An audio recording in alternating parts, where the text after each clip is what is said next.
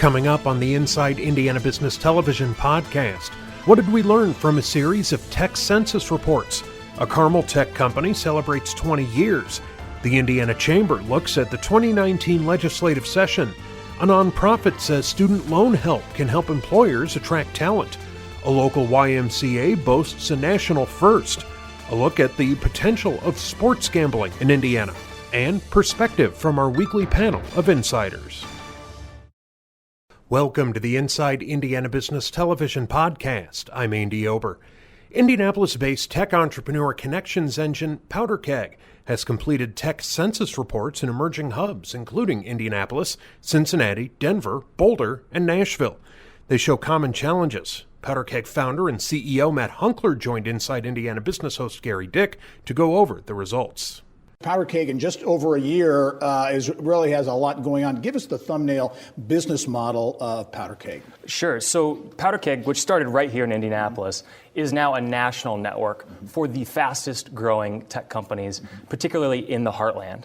And it's not just the tech companies, it's the entire ecosystem that helps grow this tech community that's now more and more becoming this national tech community. So it's the professionals, it's the educators, it's the employers, of course, and the investors who are helping fuel the growth of these tech companies. We're really focused on building technology behind the platform. So this platform that we've grown now to over 10,000 members has a connections engine behind it, helping connect those members to the resources they need to grow and scale. You talk about growing in scale. A number of communities around the country are growing their tech ecosystem. You surveyed in 2018 8 emerging tech hubs, Indianapolis among them. I think that may have been the first one. Yes. Right. But you were in Denver and a number of cities around the country. Oh, Cincinnati, Denver, Boulder, Chattanooga, Nashville, Memphis, and Knoxville. Your big takeaway from all the data oh that my you gosh. uncovered. The one big takeaway, it's hard to pick just one. And of course, all that information is freely available to download if you want to go deeper in any of those markets. But the thing that's really interesting to see is that the middle of the country is really rising. These companies are scaling fast. And when you benchmark the fastest growing tech companies in the heartland against the fastest growing tech companies in the valley, they are really actually scaling much faster. Now, that's great, but there's also a challenge there because you have to meet the talent demands as these companies grow and scale. And of course, we have great universities here in Indiana and across the heartland, but a lot of those universities are actually exporting their talent to the coasts. Right. So we're very focused on helping that talent, not just from the universities, but even outside of tech or in other tech companies as they get acquired or as they grow and scale, looking for that next step in their career. We want to help create those and facilitate those connections. So obviously tech talent, a big issue for scaling tech companies. Also culture, yes. Very important. And you found in these surveys that culture is really a determining factor for tech professionals taking a job or maybe leaving a job, right? That was actually the number one reason people decided to join a tech company or leave a tech company in every one of our markets. I think one market it was number 2, but it was a very close number 2. And it really was very much focused on 3 things. It's the leadership style of these companies. It's the innovation style. So like what kind of innovation, what kind of tools are you using, what industries? And then of course, it's the values of those companies. So we're really focused on this next version of the tech census, going deeper on the culture. Because these tech companies are amazing and doing amazing things, but they don't always get the spotlight. Unfortunately, there's not an Inside Indiana Business going daily to cover all of the companies in not just Indiana, but across the heartland. Yeah. And so that's really what this next version of the tech census is going to focus on, shining a light on these companies so that they're not getting that same turnover and they're not struggling to fill these roles. What's your assessment now? You get around the country and you go in depth in these markets. As you look at Indianapolis and the growth of the tech community, the tech ecosystem in Indy, but also around the state, talk about that as it compares to some of these other emerging tech markets. Sure. So I think it's great to recognize the strengths of Indiana, but it's also great to recognize where there's opportunity for us to grow. For instance, in Cincinnati, which is just less than 2 hours away if you're driving down the highway, they do a phenomenal job connecting their high-growth tech companies with the big co's, as they call them. So the Procter & Gamble's, the Kroger's of the world, and Centrifuge is a very big part of that, and they were our partner in Cincinnati. In fact, the Ohio governor was tweeting and sharing about it after the tech census went live. Colorado does a phenomenal job of sort of living out their give first mentality in their culture. across Colorado, whether that's Denver or Boulder or the entire Front Range. Yep. So it's fun to kind of take some of those things and try to bring them back here to Indiana so that our tech community can keep growing. And the info available at Powderkeg, the website, powderkeg.com. And actually, we're inviting right now companies to get featured at powderkeg.com/feature to get a free feature on their tech company. All right. Matt Hunkler from Powderkeg, thanks for the information. We'll look forward to following your story in the year ahead as well. Absolutely. Thanks, Gary. Still to come, the Indiana Chamber weighs in on this year's legislative session, and a talent report looks at helping with student loan debt. But first, Fishers-based Python coding company 6 Feet Up is marking 20 years in business. It launched in San Francisco in 1999 and moved to Indiana in 2003. Its customers have ranged from Notre Dame and UCLA to Capital One and NASA. Co-founder Calvin Hendricks Parker came in studio to talk about the company's story. Congratulations on 20 years, too. That is a big accomplishment. Go back 20 years. You and your wife, Gabrielle, founded the company in San Francisco, right? Talk about that. Yeah, we literally founded it in our living room in South of Market area of San Francisco. We had a server that doubled as a coffee table at the time, and then eventually started billing those customers and turned it into a real bona fide business. What was key to really that? Did the light switch go off? Was it the connection to Python? What was it that really sparked the company and get you on that growth path? I think it was actually the excitement of the .com boom. I mean, we were there in 2000 timeframe. There was a lot going on, and it was a lot happening around application development and web. And so we actually got the opportunity to build a couple sites really quickly for a couple customers, and that was what kind of spawned 6 Feet Up itself. The move back to Indiana, you have Indiana connections, of course, but moving here in, I think, 2003, why do that? Why move to Indiana? Well, the cost of living in the Bay Area is horrific. It still is. And I think one of the best opportunities we saw coming back here was able to grow our business in a nice, organic, controlled way, and the ability to have that quality of life at the same time. You're about Python, the coding platform, Python. Talk about that technology, how it's enabled you to grow, but also your mix of customers, big universities, Notre Dame, UCLA, big companies, Capital One, I think is a big customer of yours, and NASA. So you got some pretty impressive customers. I mean, the Python programming language is so easy for people to get started with, that people who are scientists can pick it up and quickly be productive, and that's aided us along the way. Is that people who've picked it up internally and maybe gotten in a little over their heads, so they actually call on a company like 6 Feet Up to come in and take care of those some more sophisticated requirements, or they've got a larger backlog than they could normally take care of. So having that Python chops in-house has actually helped us grow our company because we can help others. Yeah, and you see real room for growth opportunities. Oh, I do. I mean, since, like you said, we were running the largest single tech meetup here in town, IndyPy. The real growth happened in the last 2 or 3 years, and all of that growth has been in data science, machine learning, analytics, artificial intelligence, and I think that's where I see us growing as well. So in those areas, and you're seeing you've got about 16 employees now, you're seeing the opportunity to hire more as part of that, right? Right. I mean, look, over the next 2 years, we'd love to be able to double our existing staff. We already have a lot of demand for the type of services we're doing around cloud transformational services, Python enhancements to existing applications, or helping to build machine learning and artificial intelligence apps. Exciting things happening at 6 Feet Up, a Fishers-based company here in Indiana. Calvin Hendricks Parker, thanks very much. Congratulations, and please pass along congrats to your wife, Gabrielle, too. I will. It's a great company. Thank you very much. All right. Later in the podcast, can student loan debt support help companies attract talent? And an Indiana YMCA hopes to become a national model. But first, the 2019 legislative session is underway at the Indiana State House. The Indiana Chamber is pushing for a variety of measures, including a cigarette tax increase and hate crimes legislation. CEO Kevin Brenniger joined us with his legislative outlook. As you look at this session, I know the Chamber is really focused on the business agenda, but that deals with health and making Indiana a healthier place. Yes, because our unhealthiness is very costly to employers, focused particularly on smoking. Our smoking rate in Indiana is 50% higher than the national average and cost businesses in Indiana an estimated $6.2 billion a year in higher healthcare costs, lost time, absenteeism, and lost productivity.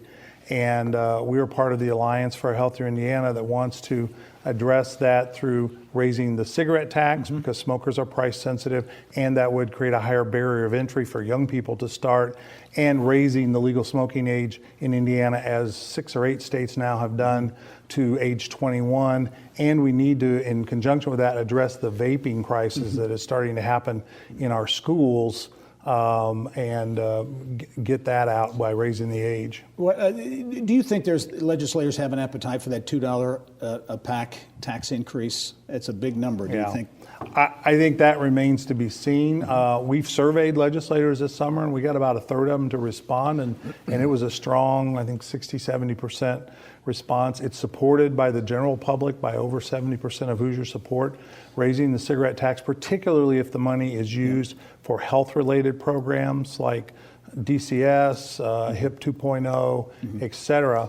But it may require a financial need for revenue to get them to take the plunge or take the bite off a cigarette tax, because there's obviously a no tax sentiment that is always pervasive. I mentioned in the introduction there potential hate crime legislation will likely get a lot of attention. The chamber is on record as supporting the legislation.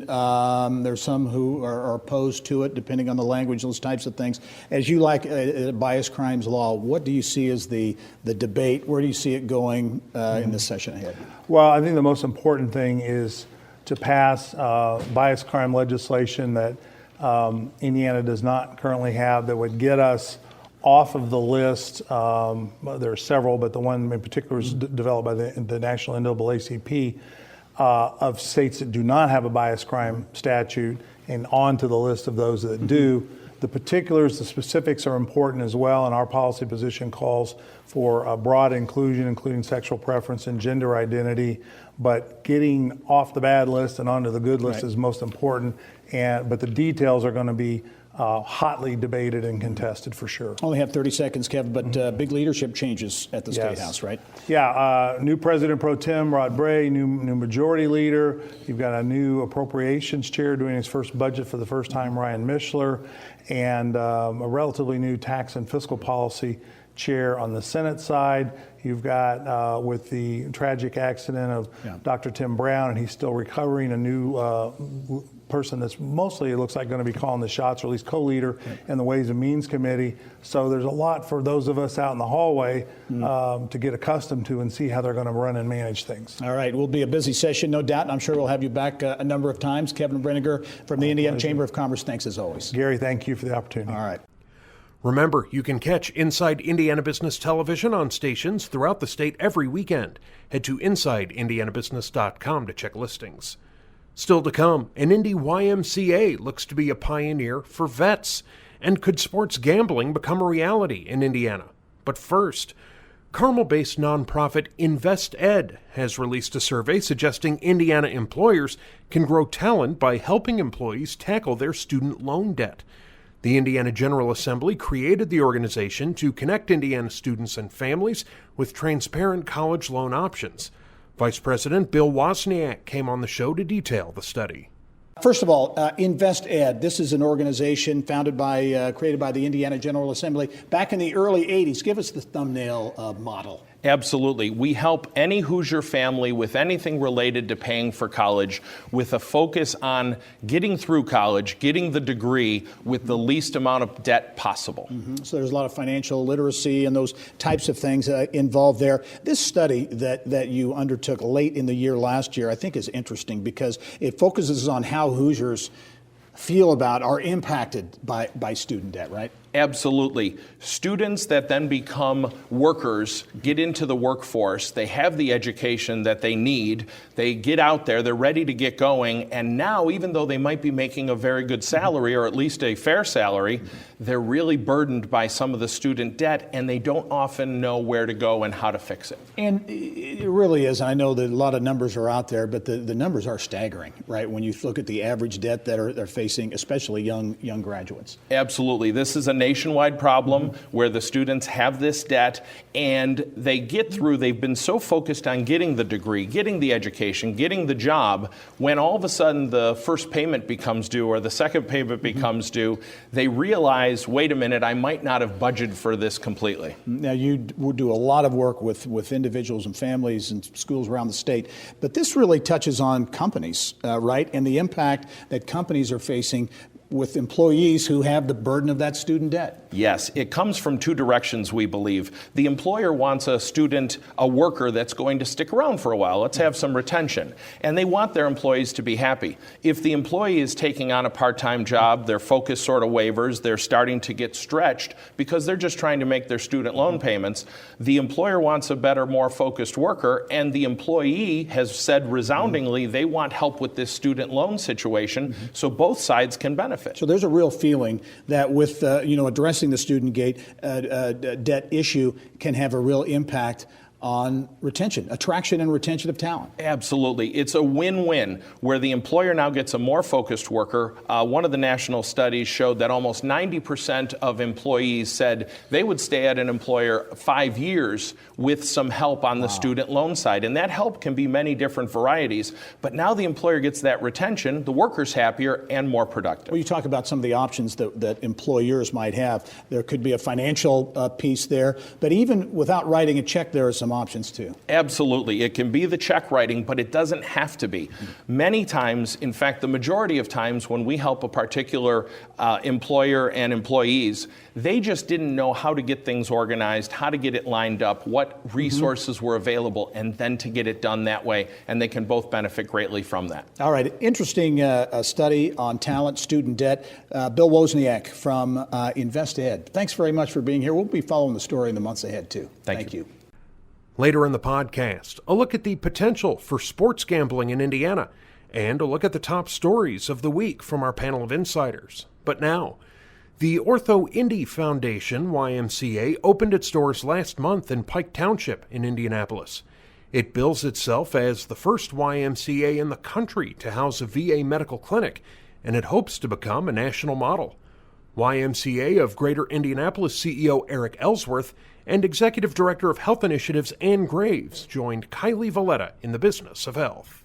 First of all, Eric, let's start with you. How will this new medical clinic help veterans' health, and could it be a national model? Well, we sure hope that it'll be a national model. There are about 150 VA hospitals around the country, and in most of those 150 cities, there are vibrant YMCAs. And so we're hoping when we do this well, that it'll be replicated over and over again across the country. It really helps veterans with their total health in spirit, mind, and body. And so there are all kinds of programs being offered through the VA, but also programs offered by the Y as well. You mentioned this project has been in the works for a long time, about 12 years, and in that time the population has really been growing in that area in Pike Township, but it's also the most diverse township in Marion County. So give us a picture, a snapshot of the local community there. Right. Well, there's no other township like Pike Township in terms of diversity. And when immigrant populations move to the Indianapolis area, normally they put their roots down in Pike Township. And so we're really excited about that. Also, the Pike Township is about 45% African American, and so that also gives it a rich history. And this is actually a legacy project of the previous two YMCAs, the Senate Avenue Y and the Fall Creek Y. This is basically the third iteration of those YMCAs. Back during times of segregation, those were African American YMCAs only. This is, of course, an integrated YMCA. And there's some socioeconomic challenges in that area too. The number of students in Pike Township qualifying for free lunch has increased by 90%, and a quarter of the population receives food stamps. So how will the Y help address some of those unique health needs? Absolutely. No. The Ortho Indy YMCA, it's one of our only two YMCAs with a teaching kitchen. So in that kitchen, we'll be offering programs that'll help families be able to eat healthier and learn how to prepare foods in a way that they like. In addition, we work outside of our walls as well. So it won't just be programs happening in the building, but we'll go out into the schools and other places in the community to offer programs where people can have access to them where they may need them the most. And a lot of chronic disease burdens in that area as well. Yes. And, tis the season for New Year's resolutions. Yeah. And you mentioned, the Y is more than just a treadmill. Right. This Y is really going to focus on wellness and the whole picture, the whole person. Yeah, so at the Y, we're going to meet people where they are. So our goal is to help everybody reach their health and wellness goals no matter what they are. And exercise may be the place that a lot of people will start. Other times it may not be the best place to begin. So we have chronic disease prevention programs, we have return to health programs, and really nutrition and lifestyle programs. Our wellness advisors are there from open to close to help people with the support and really the motivation that they need to reach their goals. Well, just a few seconds left, but you said there's been a lot of pent-up demand in the area. So how is membership? It's terrific, and we usually have strong membership in the month of January. People are recommitting themselves to health. But this is a particularly good year because of the Ortho Indy Foundation YMCA. We've already got 1,000 new families signed up that have never been served by the Y before, and that's just in the last 3 weeks. So that's gone really well. But then overall, we're just seeing people recommitting themselves in fitness to the 12 Ys all over central Indiana. All right. Well, Eric and Ann, thank you both for being here. Still to come, our panel of insiders takes on the week's top stories. But first, could legalized sports gambling ever come to Indiana? Matt Bell is president and CEO of the Casino Association of Indiana. He joined sports contributor Bill Benner to talk about the possibility. It's a busy time for you as the legislative session opens. What would be the Casino Association's role as this moves forward through the legislature? Well, thanks for having me today. It's great to be here to talk with you about this topic and hopefully offer some education to your viewers about why Indiana should become the next state to legalize and authorize sports wagering in Indiana. The Casino Association of Indiana's members really stand with great consensus behind the idea of authorizing legal sports wagering in Indiana. We've taken a lot of time to study this issue over the last few years and have engaged partners even from the University of Nevada, Las Vegas to help educate stakeholders across the state on what great regulation of sports wagering looks like. So from our members' perspective, we want to take an activity that's occurring today in Hoosier households across the country, legalize it, create transparency, and create a revenue stream for the state and for our properties that'll be beneficial to all. Yeah, and you mentioned it's been taking place today. It's been taking place for a long time. The establishment of lines, betting lines on every conceivable sporting event. You know, as we study that, always been around. Yeah. The oldest recorded sports wagering laws date to the Roman Empire when they bet on chariots. So we have literally been wagering on sporting contests for thousands of years. Well, so the Supreme Court said, okay, we're going to do away with the pretense. They've legalized it. Since then, 6 states have already come on board and again, moving across the country. That's correct. And as legislatures convene across the country, we believe more and more states will authorize this activity within their borders. On May 14th, the Supreme Court struck down a federal law called PASPA, which denied states the opportunity to legalize sports wagering within their borders, except for those who are already offering it, Nevada and some sports lottery products in Oregon and a couple of other states. Indiana has seen legislation introduced over the past couple of years. There will be legislative efforts this year as well. And as we look nationally, our American Gaming Association has done polling that shows that more than 55% of Americans support the idea of legal sports wagering within their state borders. You mentioned not just sports wagering not only take place in the casinos across the state of Indiana, but also some kind of mobile, on your mobile device, perhaps. So we're hopeful that that will be the case, and that's a policy decision that legislators will wrestle with over the next few months. Today, there's a large and very profitable offshore illegal wagering industry. Today, folks all across the country, and even within Indiana, can use their mobile device to place bets on just about any sporting event that they want to. We believe that sports wagering legislation in Indiana should recognize that that's the way the Hoosier consumer interacts with that industry right now, and offer a legal and authorized way to do that by offering mobile wagering in Indiana. Two real quick questions. We have a major athletic association, the National Collegiate Athletic Association, based right here in Indianapolis, within inside of the State House. How are they coming down on this? So we're very encouraged by in their backyard. I mean, it's going to be in their backyard. It will be, and we're very encouraged by the stance the NCAA is taking toward legal and authorized sports wagering. Their position has evolved significantly over the years. They are no longer concerned about not hosting championship events in states who offer legal and authorized sports wagering. There's no threat that they might seek another home if Indiana were to do so. So we believe that the NCAA maintains a keen concern about their student athletes and keeping their student athletes away from wagering, but will not stand in the way of Hoosiers engaging in this practice in a legal and authorized way. And if the bill gets to the governor's desk, Matt? Well, if I were a betting man, I would bet that Governor Holcomb would sign it and allow it to become law. All right. Well, Matt Bell of the Casino Association of Indiana, thanks for your insight, and we'll look to see how it all plays out, no pun intended, moving through the legislative session. And finally, a look at Indiana's top business stories from our insiders. This week's panel includes Bose Public Affairs Group Principal Roger Harvey, Hallowell Consulting President Jennifer Hallowell, and Fagery Baker Daniels partner Murray Clark. I'll start with the Indiana General Assembly has just kicked off in full gear for the 2019 session. A number of issues out there. Roger, I'll start with you. What do you think will be the top issue or that hot button issue that's really going to get a lot of attention? Well, by far, because this is a budget year, it's going to be what are we going to do with the money, right? And there's going to be lots of people with ideas. And the reality is, I'm sure we'll talk about this during the segment, but a lot of the money has already been apportioned to whether it's Department of Child Services and other areas. So there's a small amount of money where a lot of people are going to be trying to get their projects taken care of. And that'll be the big battle that'll overshadow the entire session. Yep. Jennifer? A lot of ideas for the money, not a lot of money. I mean, the message that the governor and legislative leaders have been saying to people for weeks is there is not much left. And the DCS, even what they're requesting, $286 million for each year for the next 2 years.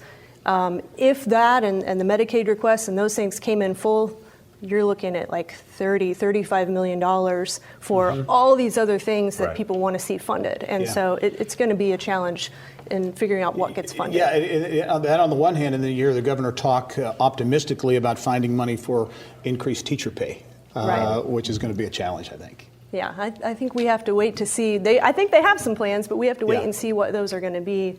The state part of that will be a description there. But there are other people have ideas about raising revenue, right? Whether it's cigarette taxes and other things, but it's too early to see what's going to happen. Murray? Well, thank heaven the state's in good shape, really. I mean, and Roger and Jen are right. So you have this DCS pressure.